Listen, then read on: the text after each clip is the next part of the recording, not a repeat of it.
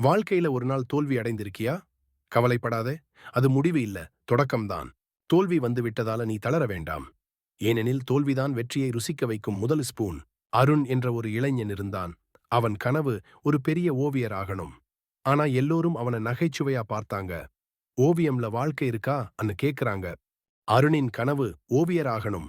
அருண் தினமும் வரைந்தான், முயற்சி செய்தான். ஒரு நாள் ஒரு போட்டியில் கலந்து கொண்டான். ஆனால் அவன் தோல்வி அடைந்தான். அவன் மனசு உடைஞ்சது. நான் தவறாயிருக்கேனோன்னு யோசித்தான்.